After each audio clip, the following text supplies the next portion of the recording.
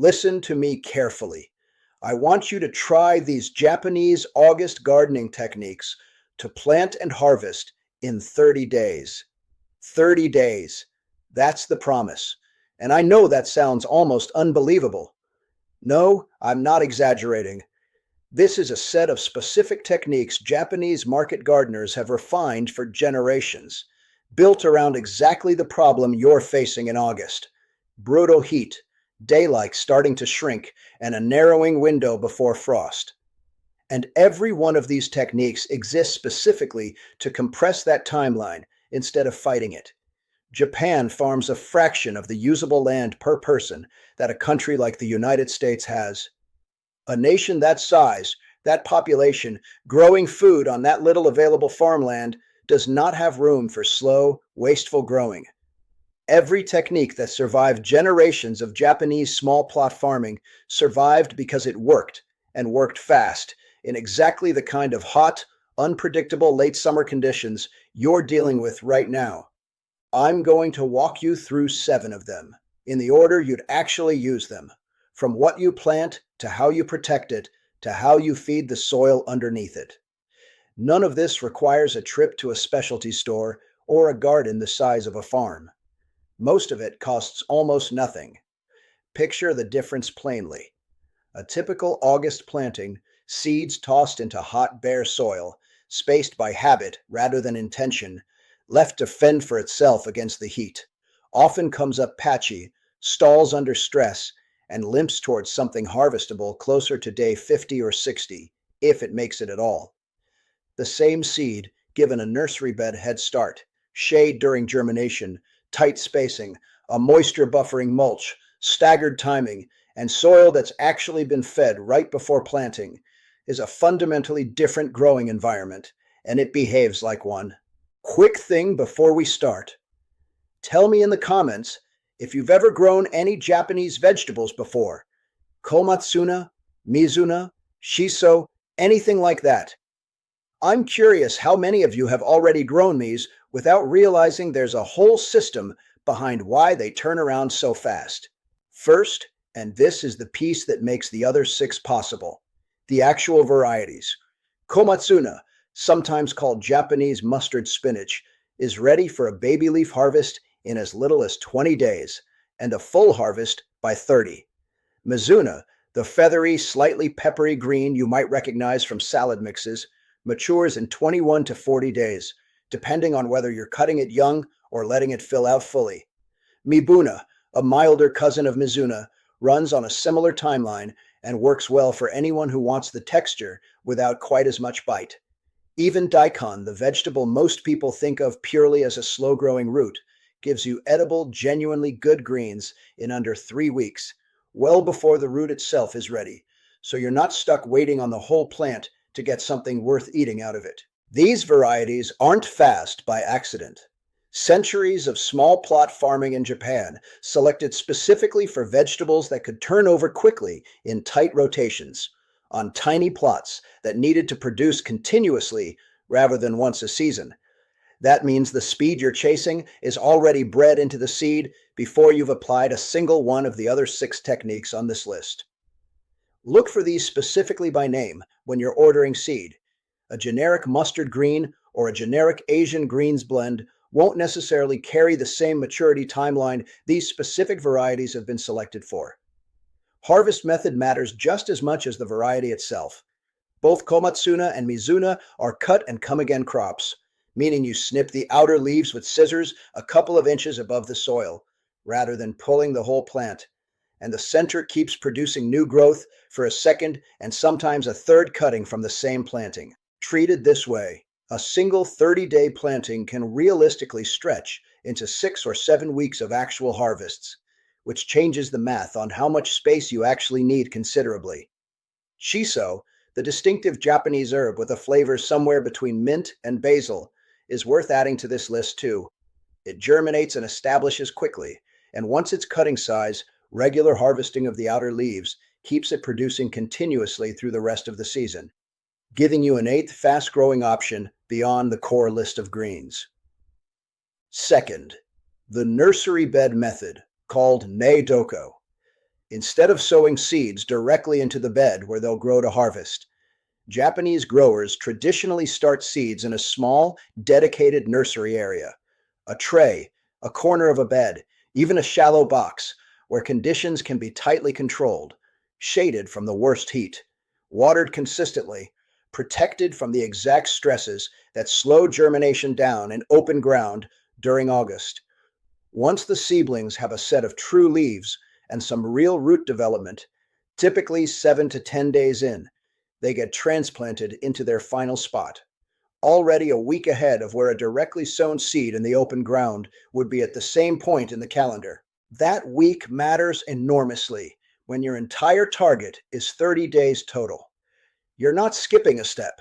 You're front-loading it into conditions where it goes faster and more reliably, then moving an already established, sturdier seedling into the main bed instead of asking a fragile new seed to survive the toughest week of the whole cycle out in the open, exposed to full sun and unpredictable watering. If you've got any partly shaded spot near the house, even a porch or a spot under a tree that still gets a few hours of light, that's a perfectly good nursery bed. It doesn't need to be fancy. A shallow wooden flat or even a plastic nursery tray filled with a light, well-draining seed starting mix works better here than garden soil straight from the bed. Garden soil tends to crust and compact in a shallow container, which is exactly the wrong texture for a tiny root system trying to establish itself in its first week of life. Keep the nursery bed soil consistently damp, never soggy, checking it at least once a day during the hottest stretch of August, since a shallow container of soil dries out considerably faster than an actual garden that does. Third, shade netting, called kanreisha in Japan, and this solves the single biggest reason August sowings fail before they even start. Seeds sitting in soil that's baked past 85 or 90 degrees often just refuse to germinate at all, or come up unevenly and weakly, which is exactly the kind of setback that turns a 30-day plan into a 45-day disappointment before you've even had a real chance. A simple shade cloth, usually blocking somewhere between 30 and 50% of direct sunlight, stretched over hoops or a basic frame right after sowing, drops soil temperature enough to let germination happen close to on schedule, while still letting through enough light that the seedlings don't stretch out thin and leggy, reaching for what little sun they can find. Leave the shade cloth on for the first week to 10 days after sowing, covering the most vulnerable window, while seeds are germinating and roots are still shallow.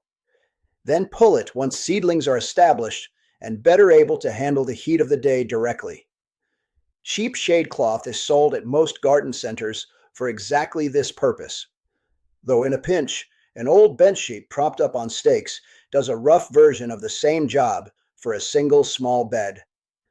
Color and density both matter here. Black shade cloth absorbs heat itself and can actually run warmer just above the soil than a white or silver reflective cloth of the same density.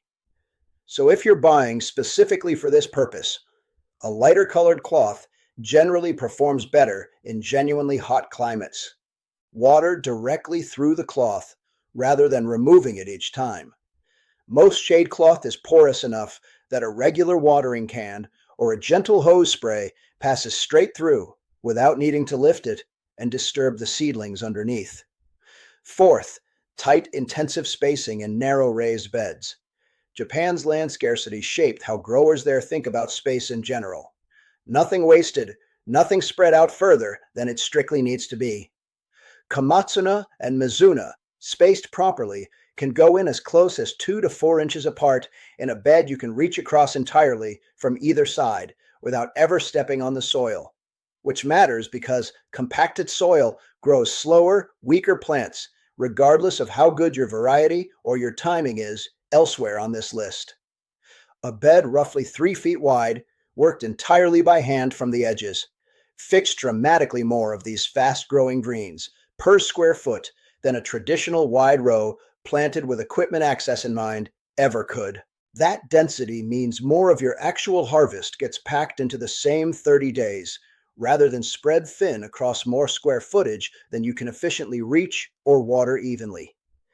If your current beds are wider than about 4 feet, consider running a temporary narrow strip specifically for this fast crop, even inside a larger bed, rather than trying to reach into the middle of a wide row and inevitably compacting the soil around whatever you're planting.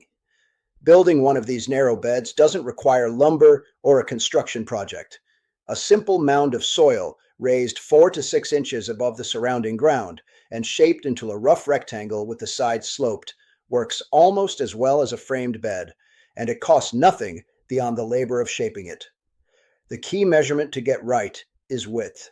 Roughly 3 feet is the practical limit for reaching the center from either side without ever needing to step onto the growing surface itself. This same principle scales down to almost nothing. A single large planter box or even a deep container on a patio can be run the exact same way. Tight spacing, narrow enough to reach every corner by hand, and the technique performs just as well at that scale as it does across a full backyard bed. Fifth, straw mulch, wara, one of the oldest and most consistent tools in traditional Japanese farming. A layer of rice straw, or any straw you can reasonably source locally if rice straw specifically isn't available where you are, laid down around young seedlings, does two distinct jobs that matter enormously inside a compressed 30-day window. It holds soil moisture steady through the hottest part of August, which prevents the stress swings, wet, then dry, then wet again, that slow a fast-growing green down or push it to bolt early and go to seed instead of producing the leaf you actually want. And it moderates soil temperature directly at the root zone, keeping it noticeably cooler than bare soil sitting exposed in direct sun all day. A plant that isn't spending its energy fighting heat stress and moisture swings puts everything it has into actual growth instead of just surviving the day. And that difference alone can be the gap between a green that's genuinely ready in 25 days and one that stalls out under stress and needs closer to 40. 2 to 3 inches is a reasonable depth, tucked right up to the base of the seedlings without piling directly against the stem itself. If rice straw genuinely isn't available where you live, shredded leaves, pine straw, or even a thin layer of dried grass clippings do a reasonable version of the same job. The specific material matters less than simply having something covering the bare soil surface. Wait until seedlings have their first true leaves and are a couple of inches tall before mulching around them. Mulch applied over bare seed before germination can trap excess moisture right at seed level and encourage rot instead of growth. Sixth, staggered sowing in small amounts rather than one large planting all at once. Traditional Japanese market gardening rarely puts an entire fast crop into the ground on the same single day. Instead, a small amount goes in every few days to a week, so that harvests come in as a steady, continuous trickle instead of one overwhelming batch followed by nothing at all for weeks afterward. This matters for two specific reasons in an August planting. First, weather in late summer is genuinely unpredictable. A sudden heat wave or an unexpected storm can set back or wipe out whatever happens to be in the ground on a given day. And staggering your sowings across several dates means you're never risking your entire 30-day harvest on how one single day's weather turns out. Second, staggered sowing means you're not stuck trying to eat an entire bed of Mizuna in one overwhelming week before it turns bitter or bolts. You're pulling a manageable amount every few days as each small planting comes into its own window, which is arguably the actual point of growing fast greens like this in the first place. Steady supply, rather than a single dramatic harvest day. A practical version of this for a 30-day window looks something like sowing a small section on day 1, another small section 5 days later, another 5 days after that, and a fourth section around day 15. By the time the first section is finishing its final cutting, the fourth is just getting established, and you've got continuous overlapping harvests running instead of one all or nothing planting day that leaves you either buried in greens or completely out of them. Mark each sowing date somewhere you'll actually see it.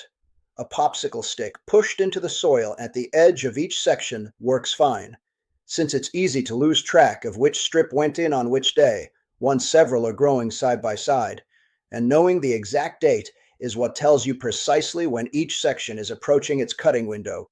Seventh and last, bokashi, a fermented compost method that solves the one problem all 6 of the techniques above still quietly depend on: feeding the soil fast enough to actually keep up with a 30-day cycle.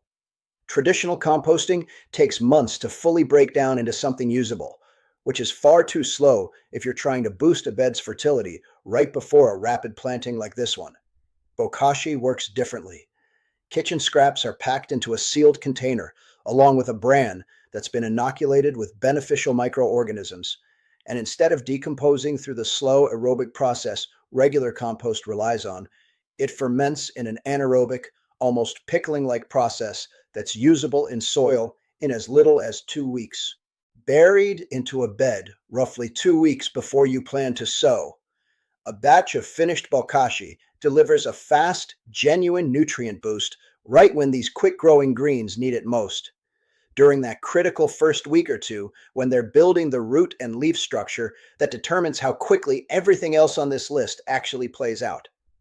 A basic bokashi setup is just a sealed bucket with a tight lid and a spigot near the bottom to drain off the liquid byproduct as it ferments, something you can build for less than the cost of 1 bag of name-brand fertilizer. None of this needs to be complicated, and bokashi in particular tends to sound more intimidating than it actually is once you've made 1 batch. The actual process is simple enough to start this week. Layer kitchen scraps, vegetable trimmings, coffee grounds, fruit peels into the bucket. Sprinkle a thin layer of the inoculated bokashi bran over each addition. Press the material down to remove trapped air pockets, since this process specifically needs an oxygen-free environment to ferment correctly rather than simply rot. And seal the lid tightly between additions. Drain the liquid that collects at the bottom every couple of days. Diluted well with water, it makes a genuinely useful liquid feed on its own. And once the bucket is full, let it sit sealed for about 2 weeks before burying the fermented contents directly into the bed you're about to plant. 7 techniques, none of them new, all of them proven across generations of growers, working with less land and less margin for error than most home gardeners ever have to deal with. Put those 7 together, and the 30-day promise stops sounding like marketing and starts looking like simple cause and effect. Fast varieties that were bred for exactly this. A head start from the nursery bed, instead of asking a seed to survive the hardest week entirely alone. Shade netting solving the heat problem that kills most August sowings before they even sprout. Tight spacing that packs more harvest into less space. Straw mulch keeping the whole system stable instead of stressed. Staggered sowing protecting you from any single bad day of weather. And bokashi feeding the soil fast enough to actually support all of it at once. None of this is exotic or expensive. A roll of shade cloth, a bag of rice straw, or a reasonable local equivalent. A packet of Komatsuna or Mizuna seed, and a bokashi bucket you can build yourself in an afternoon. Tell me in the comments which of these 7 you're going to try first. I'm genuinely curious whether it's the seeds themselves or one of the techniques around them that people are most drawn to trying. And if you want a deeper walkthrough on building your own bokashi bucket from scratch, subscribe so you catch it when it's out. That's really the only reason to. One honest note before you go all in. Exact days to maturity shift somewhat depending on your specific climate, your soil, and how hot your particular August actually runs. 30 days is a realistic, well-supported target for these varieties and techniques together, not a guarantee stamped in stone regardless of conditions. Treat it as the number these methods are built to hit under reasonable circumstances, and expect some seasons to land a few days either side of it. 30 days, not a slogan, just what happens when you stop fighting August and start using a system that was actually built for it.